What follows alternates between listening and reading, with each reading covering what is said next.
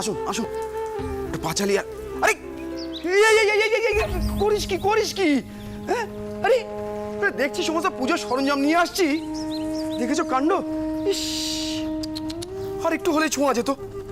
বলি বদন ঠাকুর, এসব নিচু জাতের লোকজনগুলো মন্দিরে ঢোকে কি করে? এই দূরাও বলছি।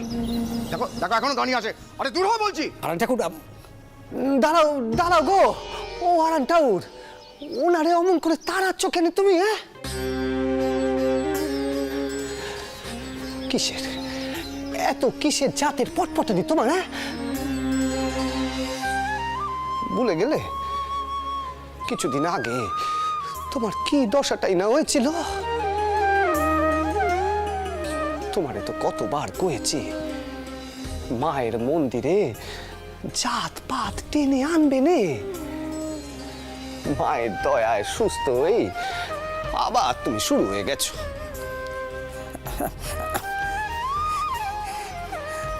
তিন নাম রানীমা, আপনারা ফিরে এসেছেন।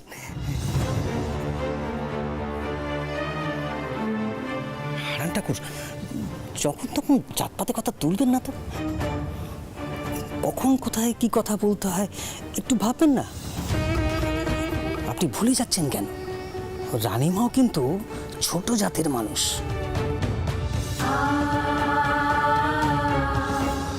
ও রানীমা, এসো দেখিনি, এসো তুমি মায়ের কাছে এসো, এসো। জয় মা, জয়। ক্ষমা করবেন রানীমা, আসলে কি জানেন তো, এতদিনের শাস্ত্র শিক্ষা সংস্কার এগুলো তো সহজে ভোলা যায় না। ক্ষমা চাইছি রানীমা। আমার কাছে আর ক্ষমা চাই কি না বারানটাও? যার সম্মুখে অপরাধখানা করলেন তার কাছে ক্ষমা চাইলে ভালো হয় নাকি?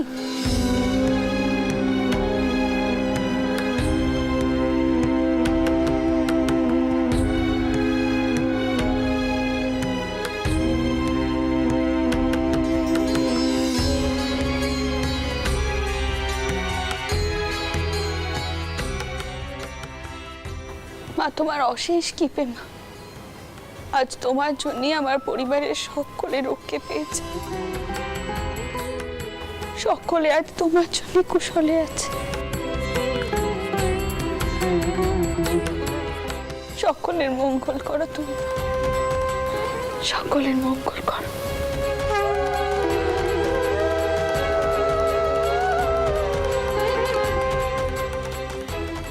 জয়।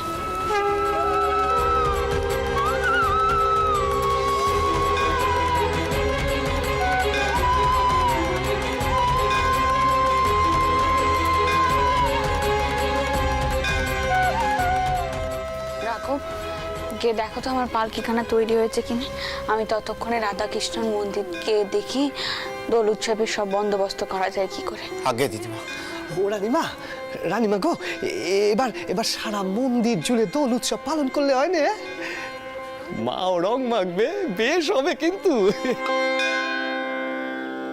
এ কি বলছো কথা ঠাকুর? তা কি করে সম্ভব?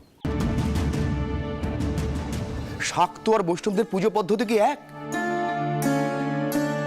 যুগ যুগ ধরে শাক্ত শৈব বৈষ্ণব এরা ভিন্ন প্রথায় তারা নিজেদের ধর্মচারণ করে আসছে। আর দোল উৎসব হচ্ছে বৈষ্ণবদের উৎসব।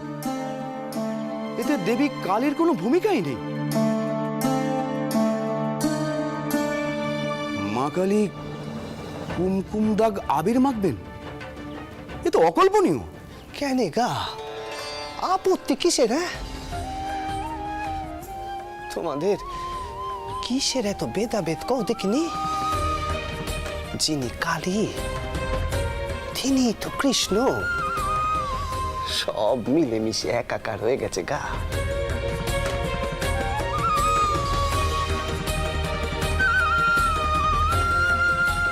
দেবতারা কোনো ভাগাভাগি করেননি, আমরাই মিছে তাদের নিয়ে ভাগাভাগি করি।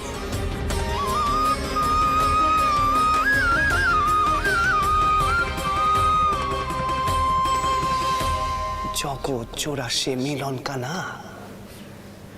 তুমি যে এখনো বুঝলে নে হারান ঠাকুর, বুঝলে নে?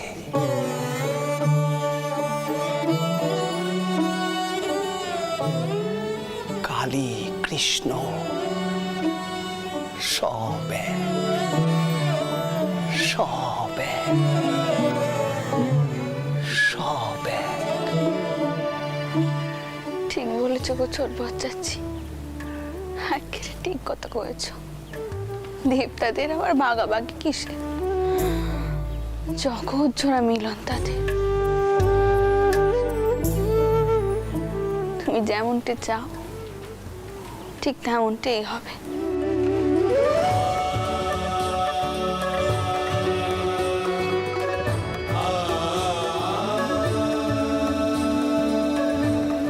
জয় মা। জয় মা, জয় মা।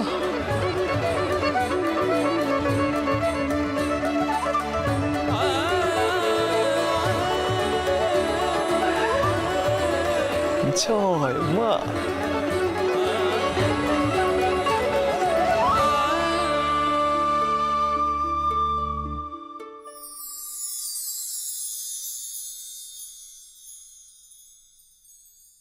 ভেতরে এসো, নিয়ে এসো পালকি। এসো, এখানে রাখো, রেখে দাও।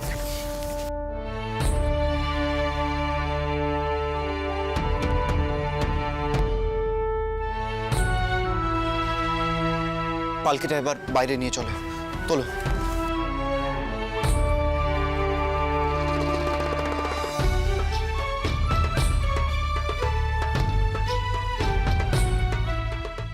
থাক থাক, আর পেন নাম করতে হবে না। সকলকে নিয়ে যে নিরাপদে ফিরতে পারবো কমল, আমি এ ভাবতে পর্যন্তই পারিনি। তোরা এখানে সবাই ভালো আছিস তো?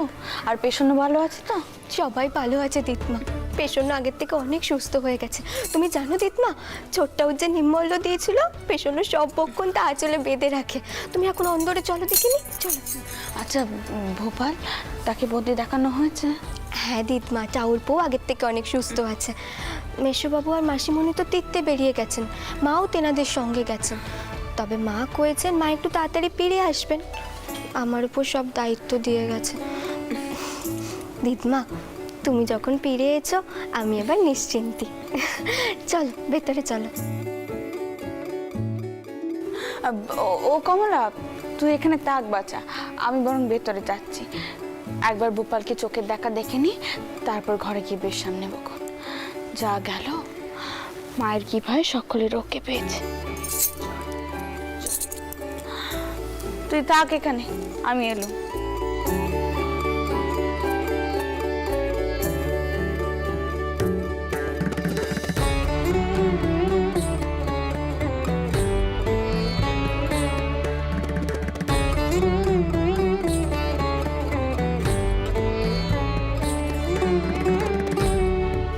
আপনি আরে কি করছেন কি? আরে পা ছাড়ুন, পা ছাড়ুন বলছি। আরে আপনি কাঁদছেন কেন? কমলা, কমলা ওঠো, ওঠো বলছি, ওঠো।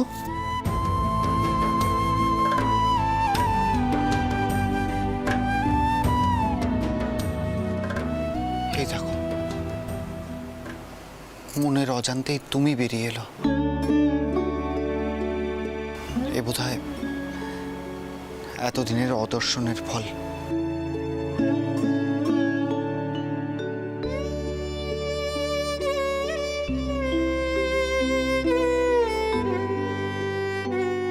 চোখটা মুছো, মুছো।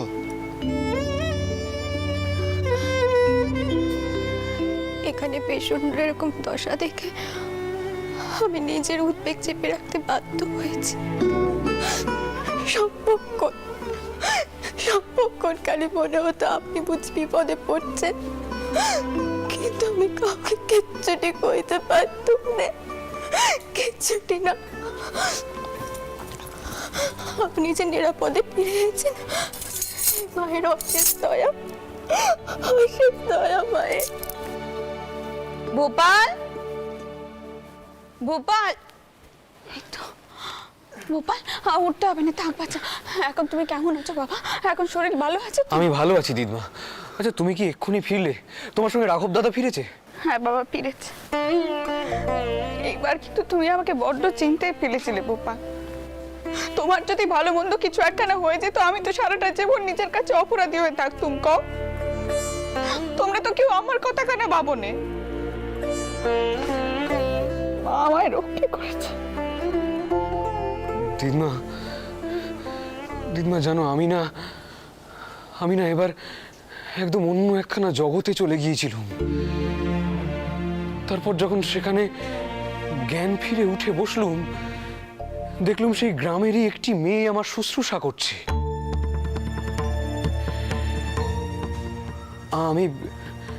আমি প্রসন্নকে এসব কথা কিছু জানাইনি দিদমা।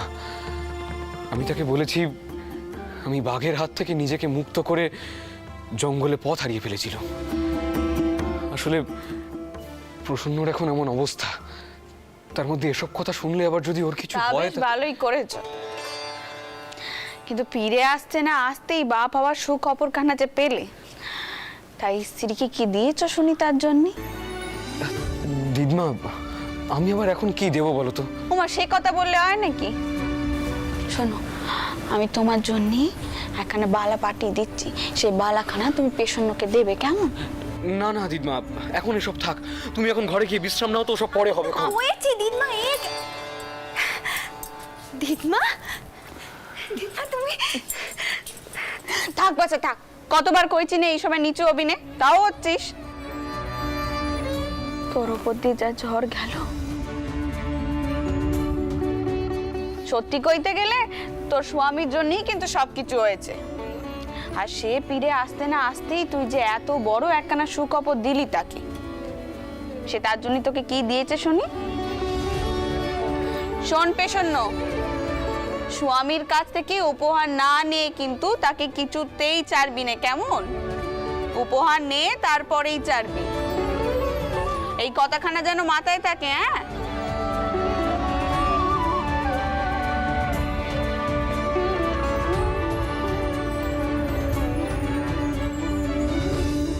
আচ্ছা, মহেনবাবুর মা তো তীর্থে গেছেন, তাই না? আপনি যে বললেন তিনি আগেই ফিরে আসবেন, তা তিনি কি একলা ফিরে আসবেন নাকি লেঠেলদের সাথে? আপনি আমাকে বলুন তো, কি করে ফিরবে তিনি? দেখলেন তো, আবার শুরু করে দিলেন। যেই শুনেছেন মা একা ফিরবে, অমনি মাকে আনা তাড়াহুড়ো লেগে গেল। এসব কথা এখন থাকুক নে, মায়ের ফিরতে অনেক দেরি আছে। আপনি অন্দরে চলুন, দেখি বিশ্রাম করবেন। চলুন চলুন।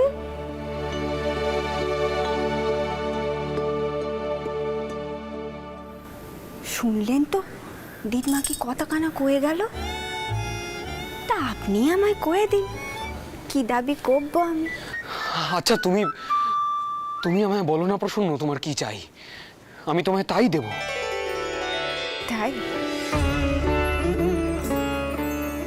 তাহলে আপনি আমায় কইলেন না, সেখানে বসে আপনি আমার জন্য একটা পত্তর লিখেছিলেন, সেই পত্তর কানা আবার লিখে দেবেন, তাহলেই হবে। আমি তো কখনো ভাবিনি যে আপনি আমারে মেনে নেবেন, আর আজ আপনি শুধু আমারে মেনেই নেন, আমার যোগ্যী মানও দিয়েছে। বিশ্বাস করুন, আমার তাতে সব পাওয়া হয়ে গেছে, আর আমার কিচ্ছুটি চাই না। বটে, তাহলে তোমার একখানা গয়নার লোভ নেই বলছো? না, নেই।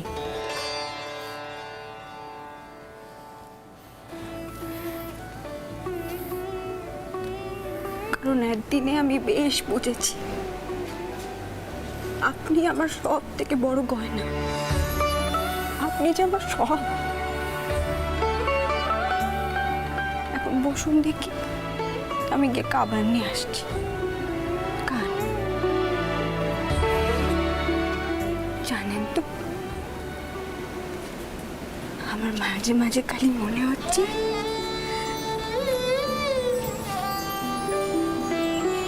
যে সন্তান আসতে চলেছে আমাদের, সেই আপনাকে ফিরে আনতে পেরেছে। তাহলে আমার কি মনে হয় জানো প্রসন্ন, আমাদের বোধহয় মেয়েই হবে। মেয়ে না হলে বাপের প্রতি এত টান হতো না। ও মা, কিন্তু আমি যে ভাবলুম আমি আপনাকে ব্যাটার মুখ কানে দেখাবো। প্রসন্ন,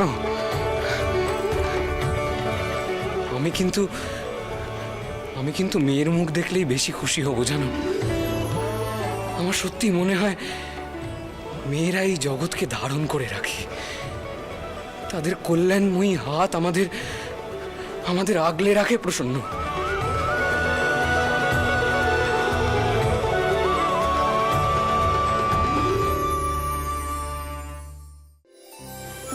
পা দোকানের মধ্যে জোবান দেখিনি, পায়ের তলায় তো পুরো জ্বলে গেছে। কি করে হলো এমন? কমলা, এসবের কি প্রয়োজন ছিল? আমি করে নিতে পারতাম। একদম বেশি কথা কইবেন না, আজ কিন্তু আপনাকে এটুকু অধিকার আমাকে দিতেই হবে।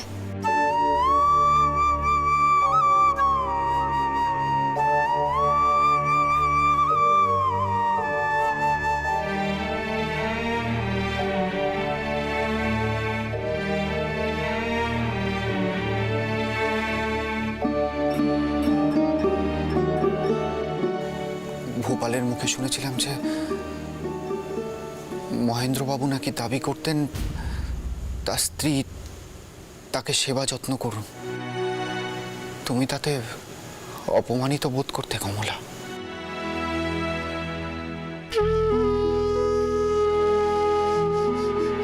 সেসব দিন আমার অন্য রকমের ছিল। তখন আমি তো এমন কাউকে দেখিনি যিনি আমাকে এতটা মান দেবেন। তখন আমি সবক্ষণ খালি ভাবতাম মেয়ে হয়ে জন্মেছি বলে হয়তো স্বামীর পায়ে নিজেকে সঁপে দিতে হবে। সবক্ষণ স্বামীর পায়ের তলায় থাকতে হবে। টাউর আমার জীবন কানায় পাল্টে দিলেন। এমন একজনকে আমার জীবনে এনে দিলেন যেনার কাছে নিজেকে সঁপে দিতে ইচ্ছা হয়।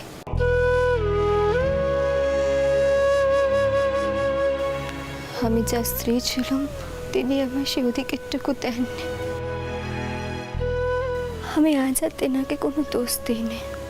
আমি টাউরের কাছে শুধু প্রার্থনা করি যে ভগবান আমার জীবনে এসেছেন, আমি যেন সে ভগবানের কাছে নিজেকে সঁপে দেওয়ার সুযোগটুকু পাই।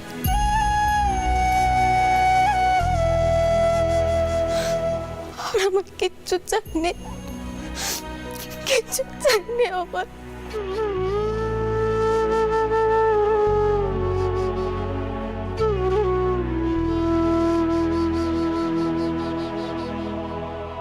দয়া করে এমন কথা বলো না কমলা। কেন তুমি আমার পায়ে ঠাঁই পেতে চাইছো? কমলা, তুমি আমার সহধর্মিনী। আমরা দুজনে পায়ে পা মিলিয়ে একসাথে চলবো। তোমাকে স্ত্রী হিসেবে পেয়ে আমি নিজেকে ভাগ্যবান মনে করি।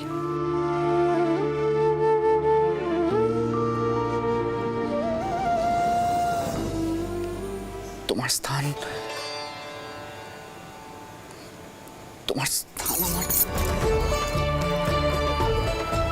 আমার হৃদয়।